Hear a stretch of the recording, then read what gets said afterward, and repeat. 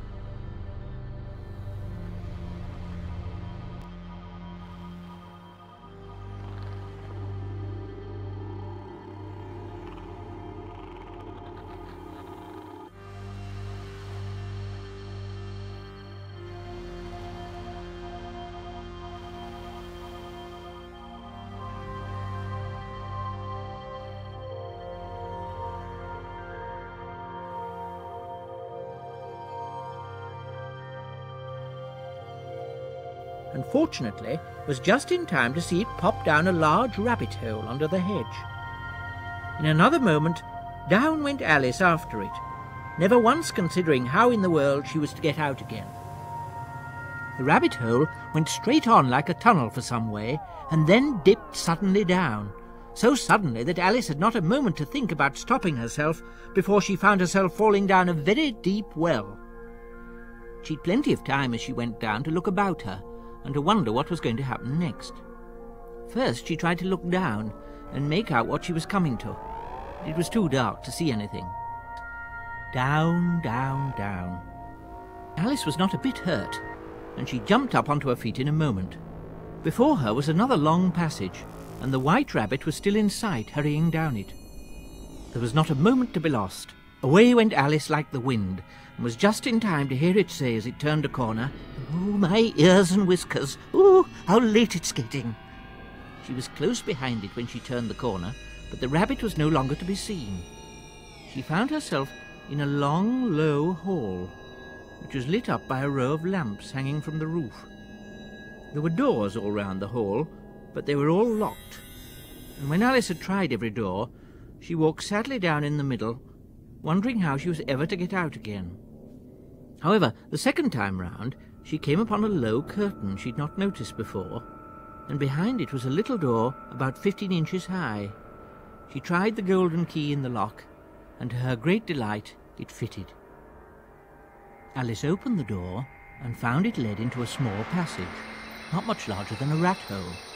She knelt down and looked along the passage into the loveliest garden you ever saw. But she could not even get her head through the doorway, and even if my head would go through, thought poor Alice, it would be of very little use without my shoulders. There seemed to be no use in waiting by the little door, so she went back to the table. This time she found a little bottle on it, which certainly was not there before, said Alice, and round its neck a paper label with the words "Drink Me" beautifully printed on it in large letters. It was all very well to say "drink me," but Alice was not going to do that in a hurry. "No, I'll look first," she said, "and see whether it's marked poison or not." However, this bottle was not marked poison, so Alice ventured to taste it, and finding it very nice, she very soon finished it off. "What a curious feeling," said Alice. "I must be shutting up like a telescope." And so it was indeed. She was now only 10 inches high. the right size for going through the little door into that lovely garden.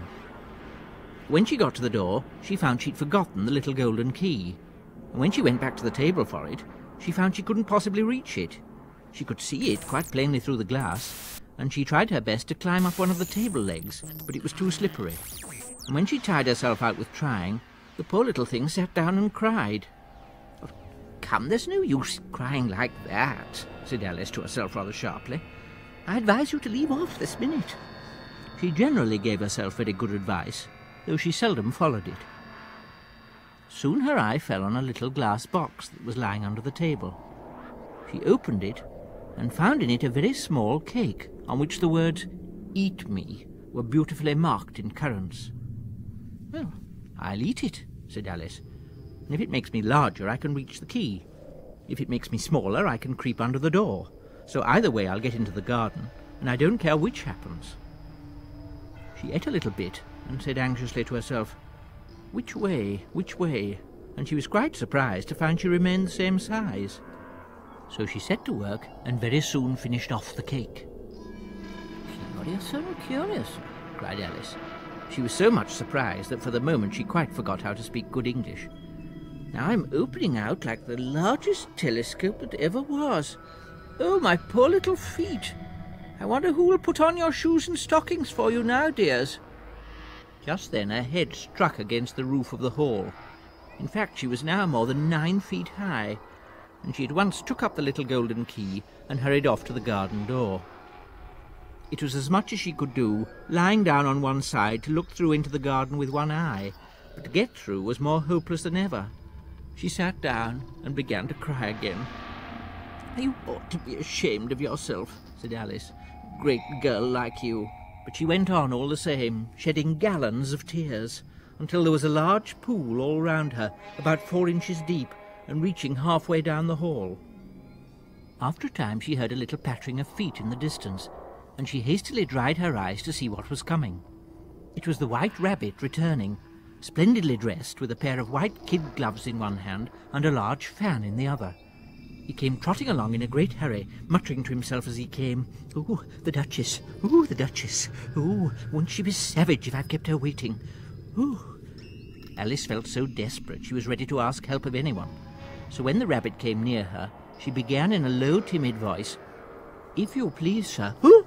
The rabbit started violently, dropped the white kid gloves and fan, and scurried away into the darkness as hard as he could go.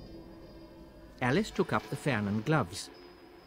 "Dear, dear, how queer everything is today. And yesterday things went on just as usual. I wonder if I've been changed in the night. I'll try and say, 'How doth the little?'" And she crossed her hands on her lap as if she were saying lessons, and began to repeat it. But her voice sounded hoarse and strange, and the words did not come the same as they used to. "How doth the little crocodile improve his shining tail, and pour the waters of the Nile on every golden scale? How cheerfully he seems to grin, how neatly spreads his claws, and welcomes little fishes in with gently smiling jaws." "I'm sure those are not the right words," said poor Alice, and her eyes filled with tears again.